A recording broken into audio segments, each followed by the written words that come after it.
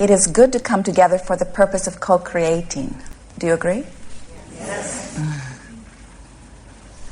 You are knowing what you are wanting? Yes.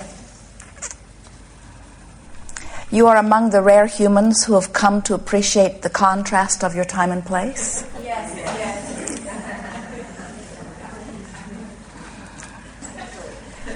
Your lips say yes.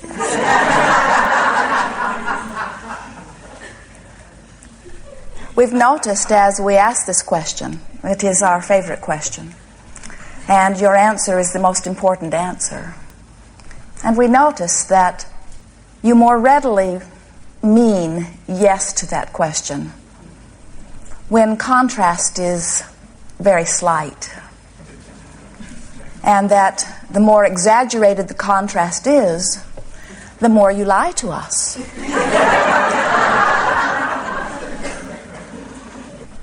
It is easier to say yes, we appreciate contrast, when you are looking out into your world and everything you see is easy to feel good while you look at it.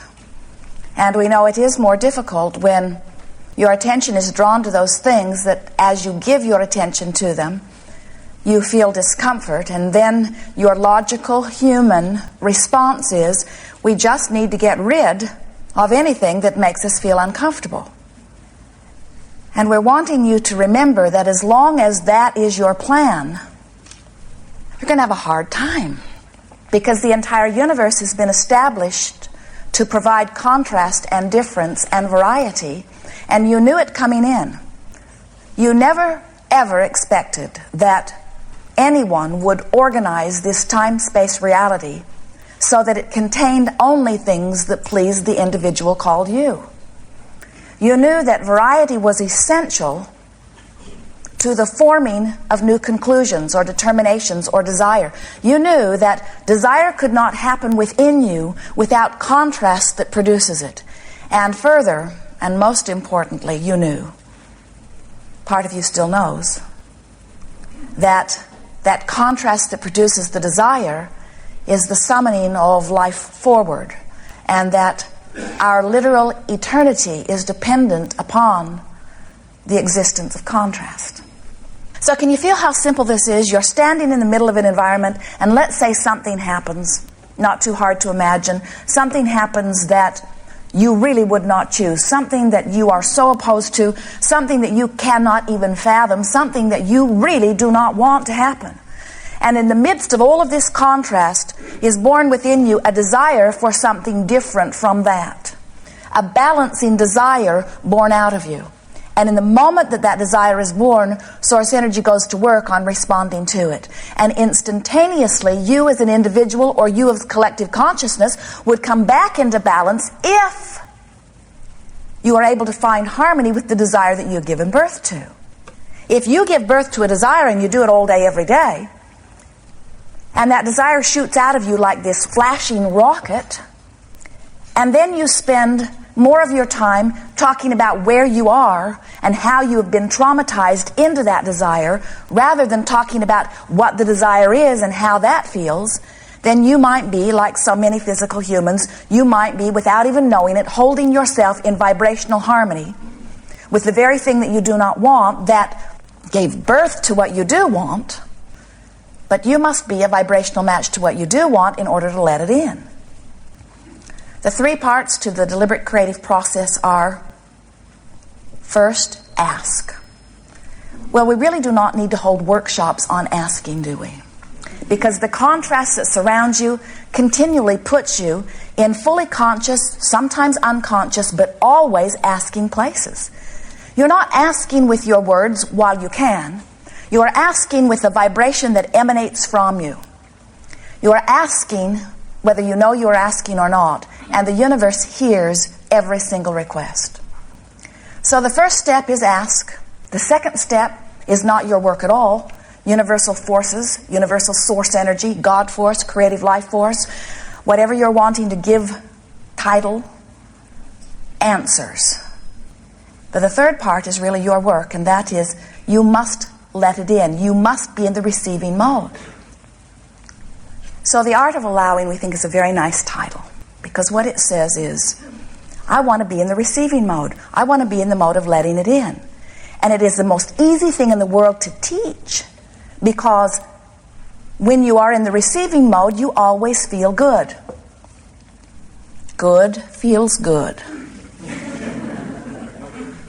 So if you are feeling frustration, it means you're not in the receiving mode of something you want. If you're feeling anger, it means you're not in the receiving mode of something you want. So you ask yourself, well, how have I been feeling lately? What's my mood? What's my attitude? What's my letting it in? Sometimes you notice that relative to different subjects, you feel different ways. If we were standing in your physical shoes, if there was any subject that was upsetting to us, we would do our very best not to focus upon it. If there was any subject that thrilled us, we would do our very best to give it a larger proportion of our attention. Because this time-space reality is this perfectly balanced place that is large enough to accommodate every desire that every one of you could ever hold. So the world doesn't need to be changed in order for you to live a joyful life experience. You just have to set your tuner to joyful experience. As humans, you say, well, I have a hard time only focusing upon what I want. And we say, you don't have to only focus upon what you want. You can give your attention all over the place. But it is our clear recommendation that if you find yourself giving your attention to something that begins to produce uneasiness or any range of negative emotion within you, use that guidance in the same way you would use the guidance in your fingertips. As you find yourself laying on a hot stove, you wouldn't say,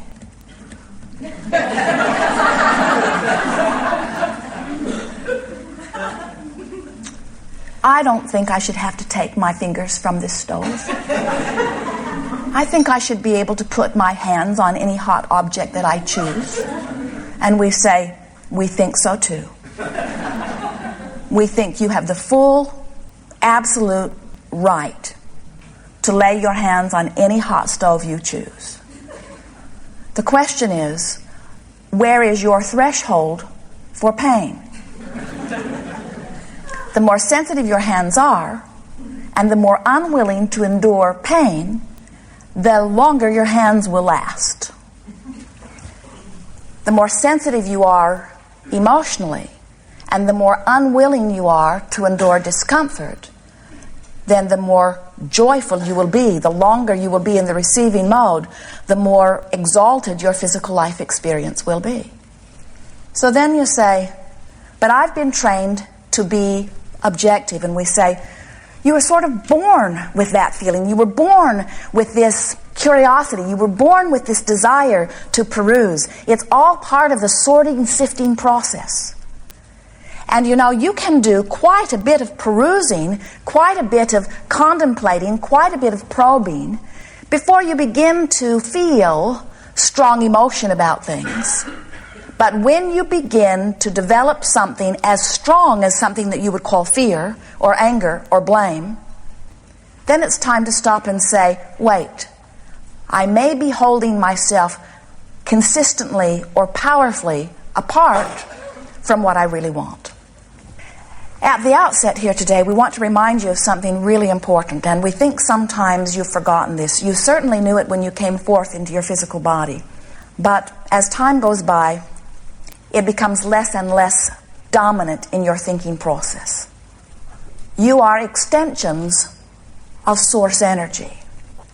And this source energy of which you are a part is this pure, high, fast, delicious, loving vibration of well-being. It is the stuff, it is the energy of well-being, and it is the only stream that flows. When you, by virtue of what you are choosing to think about, are allowing a fullness of that stream to flow to you and through you, you thrive. And you can never really get very far apart from it, because even if you did find thoughts that were not in harmony with it, and even if you did pinch yourself off from it enough that you withered and eventually croak, In that reemergence back into source energy, you would be fully flowing with the energy again. So there was never any great risk. Also, we want to say to you that that is not the only thing that causes any of you to make your transition into source energy. Death is not about pinching yourself off from the source. Sometimes you just want source energy so powerfully that you achieve vibrational harmony with it, and death is the answer that comes. Allowing means letting yourself be the loved, loving, healthy, vibrant, brilliant, eternal, joyous, wealthy, in regards to all things that you consider to be good, being that you really are, that you've come forth to be. You're doing a very good job. As we feel the vibration of that which is you, we can feel that you are among the most allowing of those on your planet. You live in an environment you've been taught by those who have come before you to allow proportionately in the scope of human experience in a very wonderful way. And we understand and want you to understand that this is truly a gathering of fine-tuning. Your world is not broken, and neither are you. And it is not critical that you understand this because you're doing all right anyway. We just think that it is so much more fun to deliberately set forth an idea and then to deliberately achieve vibrational harmony with it, so that you are aware of all of the nuances and circumstances and events that the universe lines up for you in response to what you've asked for. To be a deliberate creator out here on the leading edge, it just does not get any better than that. Your source energy is flowing to you and through you always. And sometimes you hear it more clearly than others. And this gathering is about helping you to be so aware of who you are and who your inner being is and how it feels to be fully functioning energy in this time-space reality, that you are thriving consciously in the way that you have intended. You said, I'll go forth and I'll bang around in the contrast, and as the contrast helps me to identify what I want, then my work will begin. Once you've identified what you want, then what you are about begins, and that is to bring yourself thought by thought, step by step, moment by moment, feeling by feeling, closer and closer, closer and closer to the vibration of your own desire. So it's a wonderful thing that when you ask, you don't receive it instantaneously, because you might want to fine-tune it. You might, maybe you don't. Maybe you just say, I want it, give it to me. But when you realize that all you have to do is be a vibrational match to what you're asking for, and when you start to notice how much fun it is to gently bring yourself into vibrational harmony with what you are wanting, we do not believe that any of you would opt for instant manifestations. It's so much more fun to mold things gently into place. Every now and again you'll have a quantum leap. You'll want something so much that the vibration of your desire is so powerful that just for a moment you will be a vibrational match to your desire, and you will have a manifestation that matches it. But those quantum leaps usually do not last very long, because most of you cannot maintain vibrational harmony with that flash without quite a bit of practice. So sometimes you'll really, really want something, and the vibration of your desire will be so strong that it will dominate your vibration for long enough that you will have a manifestation. And for a brief moment you'll say, yippee, yahoo, I've achieved this thing that I want, only to discover that in a very short time it leaves you. And the reason is because you have not yet learned to maintain your vibrational harmony with that which you want. Don't worry about it. You can gently bring yourself back into vibrational harmony with it. We really do not recommend quantum leaps. It's one way of going about it. Quantum leap means contrast is really, really strong. So something really big happened that made me really, really, really, really want something that I'm really, really, really, really not a vibrational match to. But because I really, really, really want it more than I don't believe it, just briefly, because the vibration of it is so strong, I have a bam manifestation, which doesn't last very long because my habit of vibration isn't up to speed.